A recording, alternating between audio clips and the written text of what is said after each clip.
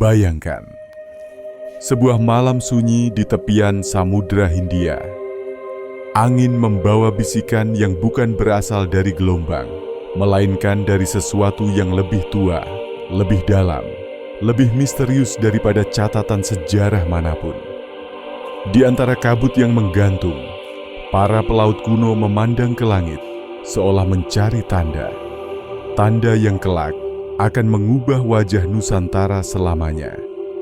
Kita selalu diajarkan bahwa Islam masuk ke Nusantara melalui jalur perdagangan, dibawa oleh para saudagar Arab, Persia, atau Gujarat. Tetapi, apakah benar hanya sesederhana itu?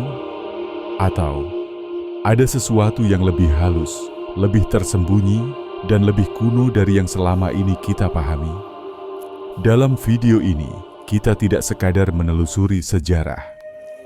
Kita masuk ke dalam wilayah di mana sejarah resmi hanya menjadi permukaan, sedangkan inti kebenaran bersembunyi jauh di dasarnya. Kita akan menyibak lapisan-lapisan yang jarang disentuh, jejak spiritual para sufi pengembara, bisikan ilmu batin Nusantara, hingga catatan perjalanan rahasia yang hampir hilang ditelan waktu. Beberapa di antaranya tidak tercatat dalam naskah formal, namun hidup dalam ingatan para penjaga tradisi, dalam simbol-simbol kuno yang terpahat di pelabuhan lama, dan dalam cerita-cerita lisan yang beredar seperti kabar dari dunia lain. Apa yang sebenarnya terjadi di masa ketika Nusantara belum bernama Nusantara? Mengapa kedatangan Islam terasa begitu selaras dengan jiwa kepulauan ini? Seakan ia bukan sesuatu yang asing, melainkan sesuatu yang ditunggu, sebuah kepulangan. Dan bagaimana mungkin sebuah ajaran dari tanah jauh bisa meresap begitu dalam, hampir tanpa pertumpahan darah, tanpa paksaan, tanpa suara meriam? Ada teori bahwa sebelum saudagar datang, para pencari kebenaran telah lebih dulu singgah. Ada kemungkinan bahwa kontak spiritual sudah dimulai jauh sebelum kontak budaya. Dan ada pertanyaan besar yang selalu dihindari dalam pembahasan mainstream. Mengapa beberapa simbol dan nilai Islam seolah bertemu dengan kebijaksanaan lokal seakan mereka berasal dari akar yang sama? Hari ini, kita membuka lembaran rahasia itu. Bukan untuk memperdebatkan, bukan untuk mengklaim, tetapi untuk menyelam lebih dalam. Karena ketika sebuah kebenaran dianggap tersembunyi, bukan berarti ia hilang, hanya menunggu untuk ditemukan oleh mereka yang siap melihat. Jika Anda siap, mari kita mulai perjalanan ini. Untuk memahami bagaimana Islam masuk ke Nusantara dengan cara yang begitu lembut namun sangat mengakar, kita harus melangkah mundur, bukan sekadar ratusan tahun, tetapi jauh lebih dalam, ke sebuah era ketika jalur laut belum dipetakan oleh tinta, melainkan oleh intuisi, bintang, dan keyakinan spiritual. Sejarawan sering memulai kisah ini pada abad ke-12 atau ke-13, tetapi tradisi lisan di berbagai daerah menyimpan sesuatu yang jauh lebih tua.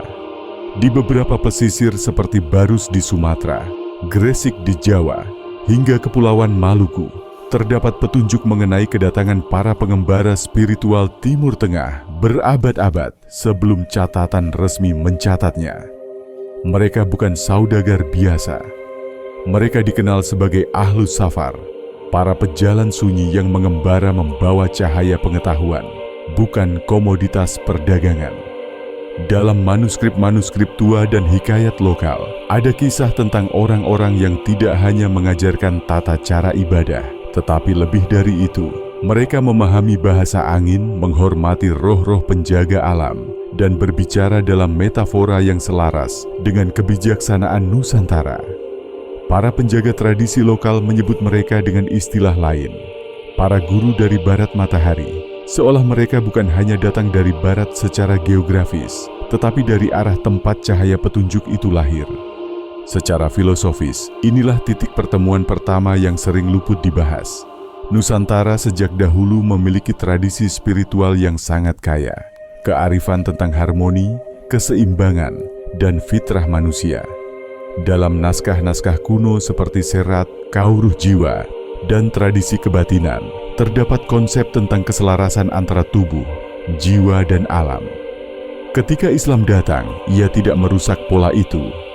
Ia seperti melengkapinya, seolah puzzle yang selama ini kosong menemukan bagiannya. Karena itu, Islam tidak masuk ke Nusantara sebagai kekuatan politik, tetapi sebagai jiwa pengetahuan. Para sufi memainkan peran besar. Metode dakwah mereka bukan berupa perintah, melainkan pengalaman. Mereka memperkenalkan nilai melalui keteladanan, bukan tekanan. Mereka mengajak masyarakat lokal berdialog bukan dengan pedang, tetapi dengan cerita. Cerita yang mengandung makna lapis demi lapis, mirip dengan tradisi simbolik Nusantara sendiri. Namun mengapa sisi ini jarang dibahas? Karena sebagian besar sumber pengetahuan kita hari ini datang dari arsip kolonial yang hanya mencatat apa yang terlihat, bukan apa yang dirasakan. Mereka mencatat hubungan dagang, bukan hubungan batin. Mereka mencatat kedatangan kapal, tapi tidak mencatat kedatangan para pejalan sunyi yang tidak membawa bendera atau kekuasaan.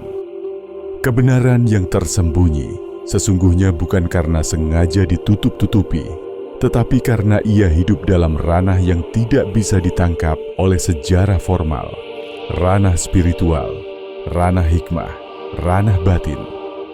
Untuk menemukannya, kita harus membaca antara baris, melihat pola yang tidak terlihat, dan mendengarkan apa yang tidak diucapkan.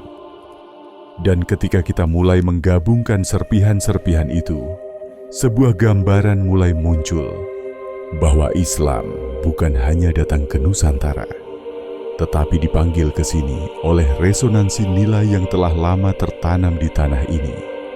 Pada titik inilah perjalanan kita menjadi semakin menarik, karena setelah memahami konteks sejarah dan filosofi ini, kita mulai memasuki wilayah inti. Bagaimana proses masuknya Islam ke Nusantara sesungguhnya terjadi. Bukan versi buku teks, tetapi versi yang hidup dalam ingatan, simbol, dan jejak spiritual yang tersebar di seluruh kepulauan. Jika kita menelusuri kembali perjalanan para sufi dan pelaut yang membawa Islam ke Nusantara, jejak mereka tidak pernah tampak sebagai penakluk. Tidak ada catatan tentang armada besar, pasukan yang mengepung kota, atau tokoh karismatik yang mendirikan kerajaan dengan kekuatan pedang. Yang kita temukan justru adalah jejak-jejak kecil namun kuat, seperti tapak kaki di pasir yang hanya tampak bagi mereka yang mau melihatnya dari dekat. Kebenaran tersembunyi tentang masuknya Islam ke Nusantara dimulai dari satu hal yang sering diabaikan. Islam datang bukan melalui kekuasaan, tetapi melalui resonansi, sebuah getaran nilai yang selaras dengan jiwa masyarakat kepulauan. Para sufi memahami bahwa manusia Nusantara hidup dalam ritme alam, bukan dalam ritme peperangan. Maka mereka pun menyampaikan ajaran dengan cara yang seirama, lembut, bertahap, dan penuh simbol. Bayangkan seorang pengembara dari Hadramaut atau Persia berlabuh di sebuah pelabuhan kecil. Ia tidak langsung berbicara tentang syariat atau aturan. Ia duduk bersama masyarakat lokal, mendengarkan cerita tentang leluhur, tentang pohon-pohon yang dianggap sakral, tentang tarian yang menggambarkan gerak kosmos. Ia memahami terlebih dahulu sebelum mengajak orang memahami. Dan dari sinilah lahir pertemuan pertama, pertemuan nilai. Islam membawa konsep tauhid, kesatuan. Nusantara membawa konsep manunggaling, penyatuan. Islam mengajarkan akhlak. Nusantara menjunjung unggah-ungguh dan adat. Islam membangun masyarakat berbasis keseimbangan dunia akhirat. Nusantara membangun kehidupan berbasis harmoni alam dan roh nenek moyang. Ketika dua arus ini bertemu, mereka tidak bertabrakan. Mereka melebur. Namun tentu prosesnya tidak sesederhana yang tampak. Ada dinamika yang bekerja di balik layar. Misalnya, kedatangan Islam di Sumatera bagian barat tidak hanya melalui saudagar, tetapi melalui jaringan ulama yang sudah mengenal tradisi maritim jauh sebelum peta global modern muncul. Beberapa di antaranya bahkan meninggalkan jejak berupa makam tua, batu nisan dengan kaligrafi kuno yang menunjukkan bahwa hubungan spiritual dengan dunia Islam sudah berlangsung sejak abad-abad awal. Di Jawa, kita mengenal Wali Songo, tokoh-tokoh yang bukan hanya penyebar ajaran, tetapi juga penjaga harmoni budaya. Yang jarang dibahas adalah mengapa mereka memilih pendekatan kesenian, pertunjukan, simbol dan cerita. Karena mereka memahami bahwa masyarakat Jawa tidak berubah melalui perintah. Mereka berubah melalui rasa. Maka Islam masuk melalui gamelan, tembang, bayangan wayang, dan metafora yang seolah berbicara kepada jiwa terdalam. Di Sulawesi, Maluku dan Nusa Tenggara, Islam masuk melalui transformasi batin para bangsawan. Bukan karena tekanan, tetapi karena pengaruh karakter para guru yang singgah. Ada cerita tentang seorang ulama yang menghabiskan waktu berminggu-minggu hanya untuk mengajari seorang pangeran bagaimana menenangkan hatinya sebelum mengambil keputusan.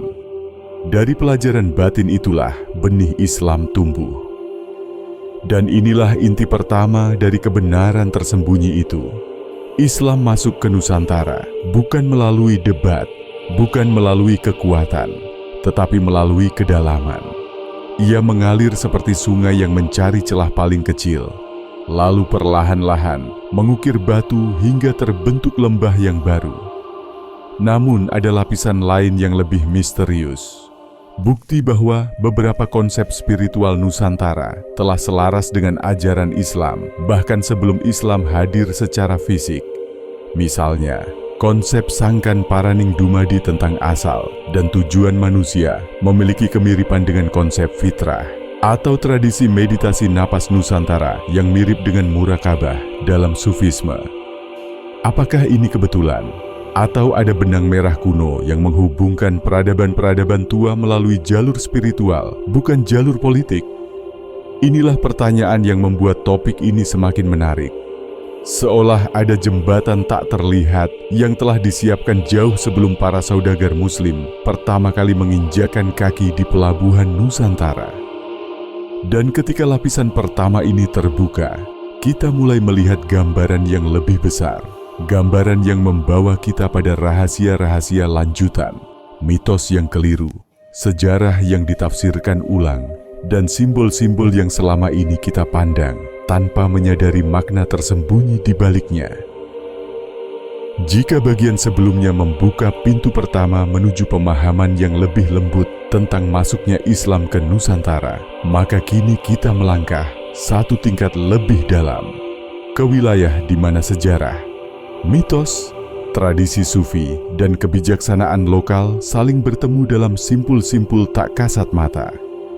Salah satu kebenaran tersembunyi yang jarang dibahas adalah bahwa Islam tidak hanya masuk melalui jalur perdagangan, tetapi juga melalui jaringan spiritual global yang pada masa itu sudah berjalan jauh lebih maju daripada yang kita bayangkan.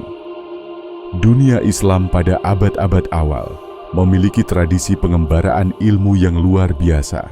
Para sufi, ahli hikmah, dan penjelajah rohani berkelana mengikuti bisikan batin, bukan hanya rute dagang.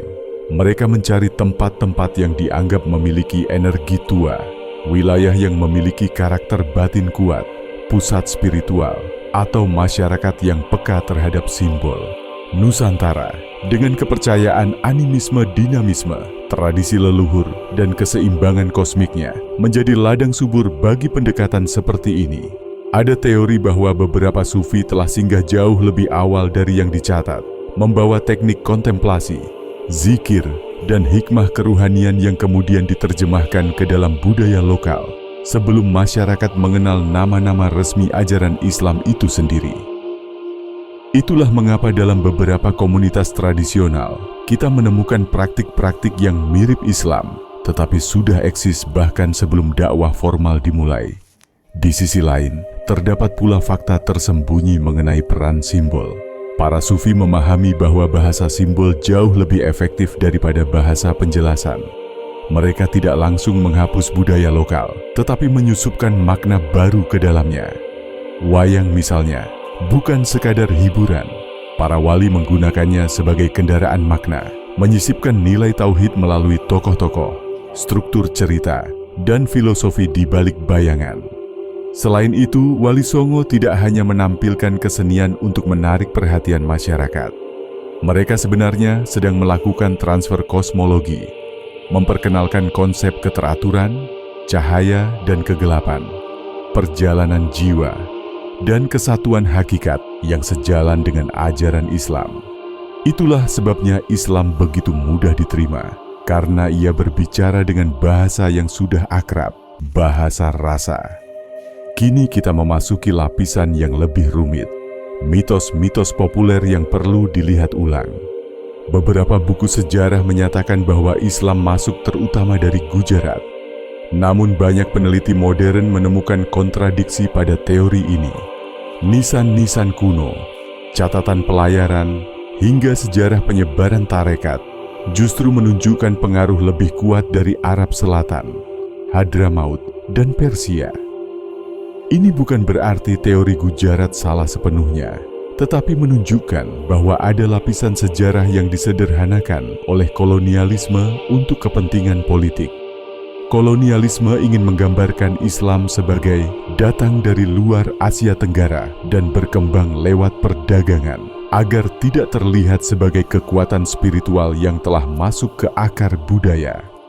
Dengan kata lain, sebagian narasi sengaja dibuat dangkal. Tetapi, jika kita membaca naskah-naskah lokal, sebuah gambaran lain muncul. Islam masuk melalui hati, bukan pasar. Melalui hikmah, bukan komoditas. Melalui perubahan batin, bukan perebutan kekuasaan. Namun mungkin rahasia terdalamnya adalah ini. Nusantara sendiri sedang menunggu transformasi.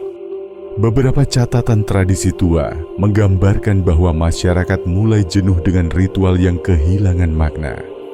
Mereka mencari arah baru, penyatuan baru, dan Islam datang sebagai jawaban batin, bukan sebagai sistem asing, tetapi sebagai penyempurna dari apa yang sudah mereka jalani secara intuitif. Tentu saja, tidak semua proses berjalan mulus. Ada wilayah yang menerima dengan cepat, ada pula yang memerlukan adaptasi panjang, tetapi uniknya tidak pernah terjadi penolakan besar-besaran atau konflik berdarah yang meluas. Ini menunjukkan bahwa masuknya Islam bukan invasi, tetapi resonansi. Sekarang, ketika kita telah melihat lapisan simbol, jalur spiritual, hingga rekonstruksi sejarah, kita memasuki bagian paling penting dari perjalanan ini. Bagaimana pengetahuan ini dapat diterapkan dalam kehidupan kita hari ini? Bagaimana kita, sebagai manusia modern, mengambil hikmah dari proses masuk Islam ke Nusantara dan menjadikannya sebagai cermin untuk perubahan diri? Ketika kita menutup perjalanan ini, satu hal menjadi jelas. Masuknya Islam ke Nusantara bukan sekadar sebuah peristiwa sejarah, tetapi sebuah perjalanan jiwa, perjalanan yang menghubungkan manusia dengan kedalaman dirinya, dengan harmoni alam, dan dengan cahaya pengetahuan yang telah menempuh ribuan kilometer sebelum menyentuh tanah kepulauan ini. Kita telah melihat bagaimana Islam tidak hadir sebagai gelombang penaklukan, tetapi sebagai hembusan angin yang membawa kedamaian. Bagaimana ia tidak memaksakan diri untuk merubah budaya, tetapi justru menyatu, mengisi ruang-ruang kosong dalam kebijaksanaan lokal yang telah lama menjadi napas Nusantara. Dan bagaimana para penyebarnya datang, bukan dengan senjata atau kekuasaan, tetapi dengan keteladanan, karakter, dan bahasa simbol yang berbicara langsung kepada rasa manusia. Dari sinilah kita belajar bahwa kebenaran tidak selalu datang dengan keras. Kadang ia masuk seperti cahaya pagi, pelan, lembut, namun membawa kehangatan yang mengubah segalanya. Seperti itulah Islam menemukan tempatnya di Nusantara. Tidak sebagai tamu, tetapi sebagai cermin yang membantu masyarakat melihat jati diri mereka lebih dalam. Dan sekarang, pertanyaan itu kembali kepada kita.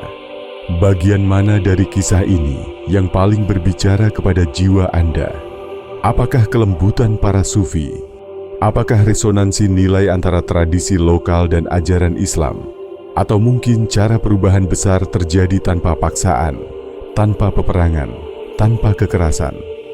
Apapun jawabannya, ada pesan yang dapat kita ambil untuk kehidupan hari ini, bahwa transformasi yang paling kuat adalah transformasi yang selaras dengan hati, bahwa cahaya yang paling murni adalah cahaya yang tidak dipaksakan, dan bahwa perjalanan sejarah bukan hanya tentang masa lalu, tetapi tentang bagaimana kita memahami diri kita di masa kini. Jika penjelajahan ini membuka wawasan baru bagi Anda, atau jika Anda merasakan ada lapisan-lapisan lain yang ingin Anda gali, tinggalkan komentar, bagikan pandangan Anda, atau ajukan topik yang ingin diungkap berikutnya. Setiap refleksi Anda adalah bagian dari perjalanan ini, perjalanan mencari makna di balik sejarah, cerita, dan cahaya yang terus berpindah dari satu generasi ke generasi berikutnya. Terima kasih telah menyelam bersama dalam kisah ini. Perjalanan belum selesai, dan misteri Nusantara masih menunggu untuk diungkap.